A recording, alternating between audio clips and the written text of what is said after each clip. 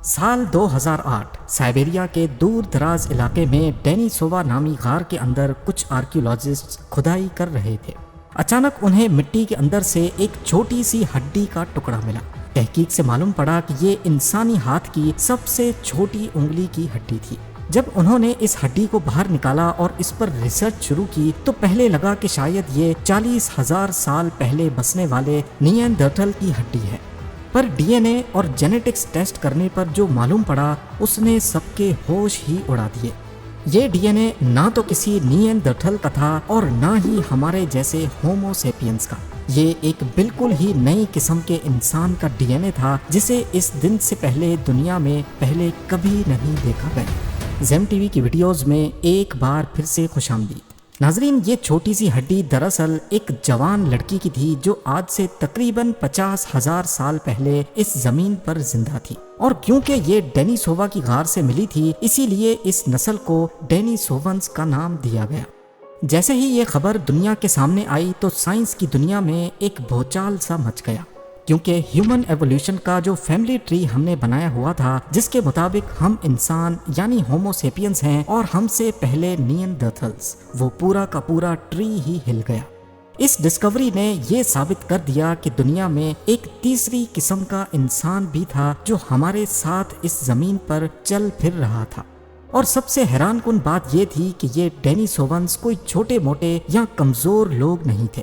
ان کے اندر ایسی صلاحیتیں تھیں جو آج کے انسان کے پاس بھی نہیں ہیں، لیکن اتنی طاقتور اور ایڈوانسڈ نسل ہونے کے باوجود ہماری ہسٹری بکس میں ان کا کوئی ذکر نہیں ملتا۔ اس کہانی کا سب سے بڑا ٹوسٹ یہ ہے کہ بے شک ڈینیسوونز آج زندہ نہیں ہیں، لیکن ان کا ڈی این اے آج بھی دنیا کے کئی زندہ انسانوں میں موجود ہے۔ سائنٹسٹ نے غار سے ملنے والی ہڈی کے ڈی این اے کو جب دنیا کے مختلف حصوں کے لوگوں کے ڈی این اے کے ساتھ میچ کیا تو پتا چلا کہ آج بھی تبت، منگولیا، پاپا نیو گینی اور آسٹریلیا کے لوگوں کے خون میں ڈینیسوونز کا 5% ڈی این اے موجود ہے۔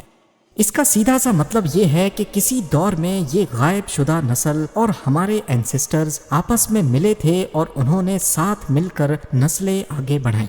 پر یہاں ایک سب سے بڑا سوال پیدا ہوتا ہے۔ نیاندرتھلز جو کہ ہمارے دوسرے کزنز تھے، دنیا بھر میں ان کے ڈھیروں ڈھانچے اور فاسلز مل چکے ہیں، لیکن ان ڈینیسوونز کا کیا؟ ان کے وجود کے ثبوت کے طور پر ہمارے پاس صرف ایک چھوٹی انگلی کی ہڈی، کچھ دانت، تبت کے پہاڑوں سے ملا ایک جبڑا اور چائنا سے ملی ایک کھوپڑی ہے، بس اتنا ہی۔ سائنٹسٹ پریشان ہیں کہ ایک ایسی طاقتور نسل جس نے اپنے ڈی این اے کے نشانات آج کے انسانوں تک چھوڑے ہوئے ہیں، ہونا تو یہ چاہیے کہ ان کے بہت سارے ڈھانچے یا فاسلز ملنے چاہیے تھے، پر ایسا کیوں نہیں ہے؟ 2010 میں ڈینیسوونز کی خبر عام ہوئی تو انسانی تاریخ کی بنیادیں ہل گئیں، کیونکہ پہلے کہانی بالکل سیدھی تھی کہ انسان افریقہ میں پیدا ہوئے اور وہاں سے دوسرے کانٹیننٹس میں مائگریٹ ہوئے۔ نیاندرتھلز یورپ میں رہتے تھے اور کبھی کبھی ان کا ہومو سیپینز یعنی انسانوں سے ٹکراؤ ہوتا تھا، لیکن ڈینیسوونز کی آمد نے اس صاف ستھری کہانی کو الجھا کر رکھ دیا ہے۔ سائبیریا کی اس غار سے ملنے والے ڈی این اے نے ثابت کیا کہ یہ صرف ایک عام چھوٹی سی آبادی نہیں تھی۔ جب تبت اور چائنا جیسے الگ الگ علاقوں میں ان کے مزید فاسلز ملے تو یہ بات واضح ہو گئی کہ ڈینیسوونز کا راج پورے ایشیا پر پھیلا ہوا تھا۔ انہوں نے نہ صرف وہاں آبادیاں بنائیں بلکہ وہاں کے لوگوں کے امیون سسٹم، ان کے جسم اور ان کے دماغ تک کو شیپ کیا، لیکن فاسلز کا اتنا کم ہونا آج بھی ایک سب سے بڑا راز ہے۔ اب ایکسپرٹس نے ان کے ملنے والے باڈی پارٹس کو سائنٹیفک انداز میں دیکھنا شروع کیا تو ان کی شکل و صورت کا اندازہ لگانا کافی حد تک آسان ہو گیا۔ پہلے تو لگ رہا تھا کہ شاید ڈینیسوونز ہم انسانوں جیسے ہی دکھتے ہوں گے، لیکن ایسا نہیں تھا۔ چائنا سے ملنے والی کھوپڑی جسے ڈریگن مین کا نام دیا گیا، اس کھوپڑی کا سائز کافی بڑا اور انسانوں کے مقابلے میں ایب نارمل لگ رہا تھا۔ اسی طرح تبت سے ملنے والے جبڑے کو دیکھا جائے تو اس کی موٹائی آج کے عام انسان کے جبڑے سے دگنی ہے۔ ان کے دانت اتنے بڑے تھے کہ انہیں دیکھ کر لگتا ہے جیسے یہ کسی اور ہی دنیا کے جانور کے ہوں۔ سب سے حیران کرنے والی بات ان کے دماغ کا سائز تھا۔ سائنٹسٹ کے مطابق ڈینیسوونز کی کھوپڑی میں دماغ رکھنے کی جگہ ہمارے مقابلے میں تقریباً 20% زیادہ تھی۔ یہ صرف سائز کا بڑا ہونا نہیں تھا، بلکہ اس کا مطلب تھا کہ ان کا دماغ کسی اور ہی ایڈوانس طریقے سے کام کرتا تھا۔ کیا اس کا مطلب یہ ہے کہ ڈینیسوونز عام انسان نہیں بلکہ وہ سپر ہیومنز تھے جسے وقت کے ساتھ بھلا دیا گیا؟ یہ بات سچ ہے کہ دماغ کا بڑا ہونا ہمیشہ اس بات کو ظاہر نہیں کرتا کہ وہ مخلوق زیادہ عقل مند ہوگی، لیکن جب ہم ڈینیسوونز کے ڈی این اے کی گہرائی میں جاتے ہیں تو ایک الگ ہی کہانی ملتی ہے۔ ان کے ڈی این اے میں کچھ ایسے نیورل پاتھ ویز اور جینز ملے ہیں جو دماغ کی ڈیولپمنٹ کو مختلف انداز میں کنٹرول کرتی ہیں۔ اس کا سیدھا سا مطلب یہ ہو سکتا ہے کہ ان کی یادداشت یعنی میموری پروسیسنگ ہم سے کہیں زیادہ تھی اور وہ کمپلیکس پیٹرنز کو ہم سے بہتر انداز میں سمجھ سکتے تھے۔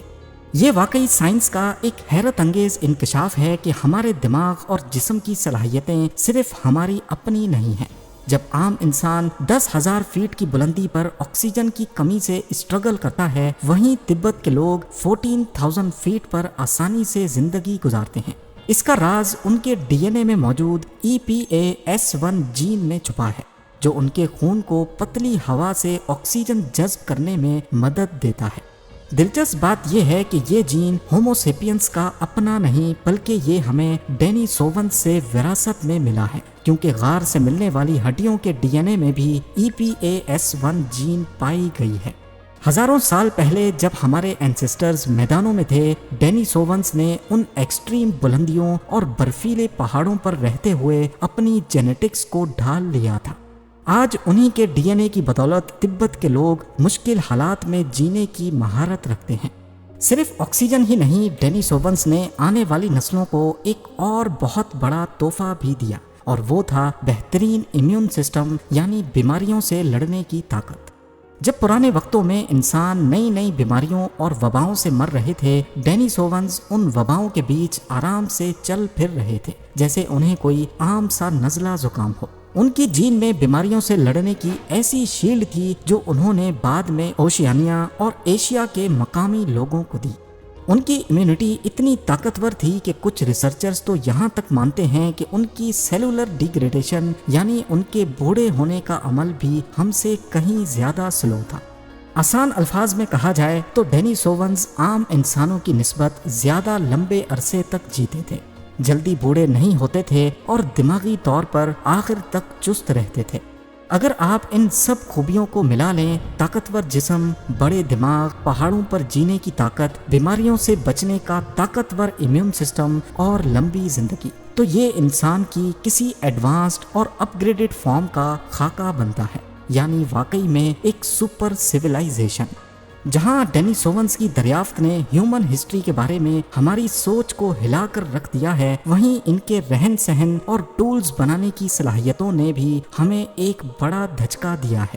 اس کا سب سے بڑا ثبوت 2008 میں سائبیریا کی ڈینیسووا کیو سے ملنے والا ایک سبز رنگ کا کنگن ہے جسے کلوریٹو لائٹ بریسلیٹ کہتے ہیں۔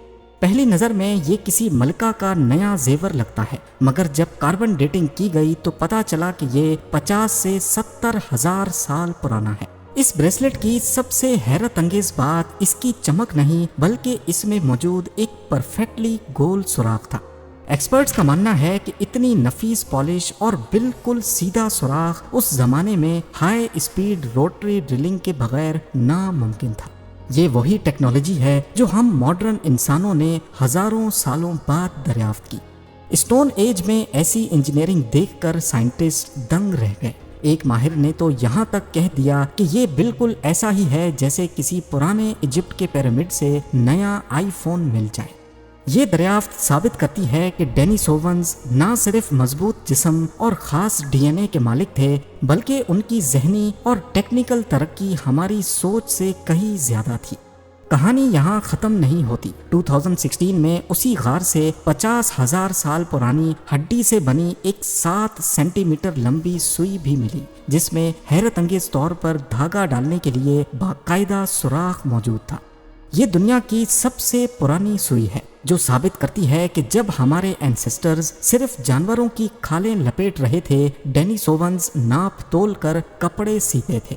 ایک نکے دار سوئی بنانا اس بات کا ثبوت ہے کہ ان کا دماغ پلاننگ، سیمیٹری اور نفاست کو سمجھتا تھا۔ انہوں نے شتر مرغ کے انڈوں سے خوبصورت موتی بھی بنائے اور پتھروں پر کئی سمبولک آرٹ نمونے بھی چھوڑے۔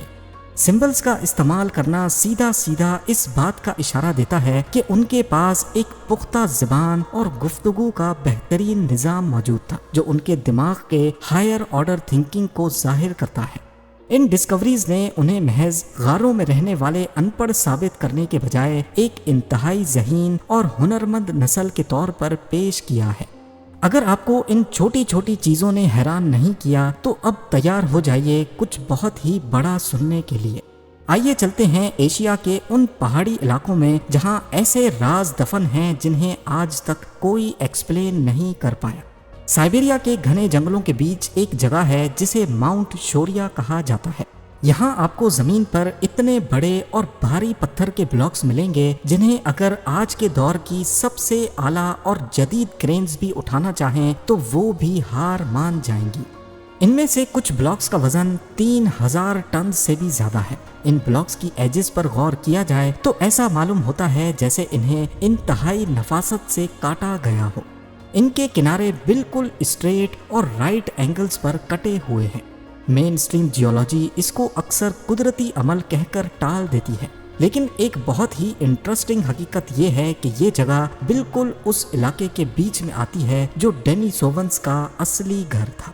اسی طرح منگولیا اور پورے سینٹرل ایشیا میں ہزاروں پرفیکٹلی کٹے ہوئے پتھروں کے سلیبز اور عظیم و شان پتھروں کے گھر دریافت ہوئے ہیں جنہیں ہم قدرتی کہہ کر آگے بڑھ جاتے ہیں۔ یہ وہاں موجود ہیں جہاں اس دور کے عام انسانوں کے پاس نہ ہی اتنی سمجھ تھی اور نہ ہی ایسے ٹولز کہ وہ اتنے بھاری پتھروں کے پہاڑ کاٹ کر آپس میں ایک خاص ترتیب سے جوڑ سکیں۔ ان میگالیتھک سائٹس کی ایک اور حیران کن خاصیت یہ ہے کہ یہ آسمانی تاروں اور سورج کے ساتھ الائن کیے گئے ہیں۔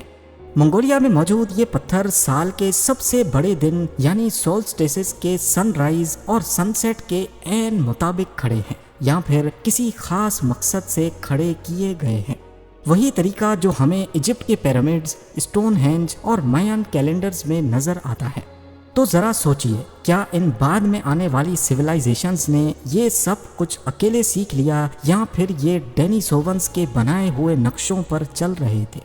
اب یہاں سب سے بڑا سوال پیدا ہوتا ہے کہ اگر ڈینیسوونز اتنے ہی ایڈوانس تھے تو پھر ان کی نسل مٹ کیسے گئی؟ ایسا کیوں ہے کہ ہمیں ان کے صرف گنے چنے فاسلز ہی ملے ہیں؟ یہاں حیرانی کی بات یہ ہے کہ 40,000 سال پہلے تک جب ڈینیسوونز کا آخری نون جسم زندہ تھا، ٹائم لائن کو دیکھا جائے تو یہی وہ وقت تھا جب ہومو سیپینز یعنی انسانوں نے یوریشیا میں قدم رکھا۔ تاریخ گواہ ہے کہ جب بھی دو انسانی نسلیں ایک ساتھ ایک ٹیریٹری میں آئی ہیں اس کے بعد صرف ایک ہی بچی ہے۔ ہماری نسل تعداد میں بہت زیادہ تھی، بہت ایگریسو تھی اور ہم جنگجو تھے۔ جینیٹکس ہمیں بتاتی ہے کہ انہوں نے آپس میں شادیاں بھی کیں اور انٹر بریڈ بھی کیا، تبھی تو ان کا ڈی این اے آج بھی بچا ہوا ہے۔ لیکن اس سب کے باوجود ان کا وجود ختم کیوں ہوا؟ کچھ کا ماننا ہے کہ یہ ایک پری ہسٹورک جینوسائیڈ تھا، یعنی اس زمانے کی سب سے بڑی نسل کشی جس میں عام انسانوں نے تعداد اور چالاکی کے ذریعے اس ایڈوانس نسل کا اثر دنیا سے مٹا دیا اور ان کی کہانی دبا دی۔ لیکن ایک آخری تھیوری جو سب سے زیادہ سوچنے پر مجبور کرتی ہے وہ اس جینوسائیڈ سے ہٹ کر ہے۔ یہ تھیوری کہتی ہے کہ ڈینیسوونز دنیا کے حالات اور ہومو سیپینز کی خون خرابی دیکھ کر اپنے آپ کو الگ کر گئے۔ وہ پہاڑوں کی بلندیوں اور گہری غاروں میں چھپ گئے، وہی جگہ جو انہیں ویسے بھی اچھی لگتی تھی۔ اور پھر تقریباً 12,800 سال پہلے زمین پر ایک بہت بڑی تباہی آئی۔ سائنس اس دور کو ینگر ڈرائیاز ایونٹ کہتی ہے۔ آسمان سے گرتے آگ کے گولے، ٹیمپریچر کا اچانک انتہائی بڑھ جانا، برف کی چادر کا پگھلنا اور ایسے بڑے سیلاب آنا جنہوں نے پوری دنیا کا نقشہ تباہ کر دیا۔ یہ وہی دور ہے جسے ریلیجیس اسٹوریز میں نوحاز فلڈ اور قدیم کہانیوں میں دنیا کا ریسیٹ کہا گیا ہے۔ شاید یہی وہ لمحہ تھا جب پہاڑوں میں چھپی یہ سپر سویلائزیشن اپنی تمام ترقی، لازوال ٹولز اور ان گنت رازوں کے ساتھ ہمیشہ کے لیے مٹی کے نیچے دفن ہو گئی۔ پیچھے چھوڑ گئی تو صرف ایک چھوٹی سی انگلی کی ہڈی جو آج ہمیں ان کی عظمت کی کہانی سنا رہی ہے۔ اگر ایک پوری سپر سویلائزیشن واقعی میں تاریخ سے مٹ سکتی ہے تو سوچئے ہم نے اور کیا کھو دیا ہے۔ اور سب سے اہم سوال، ابھی اس زمین کے نیچے ایسے کتنے اور راز دفن ہیں جو باہر آنے کا انتظار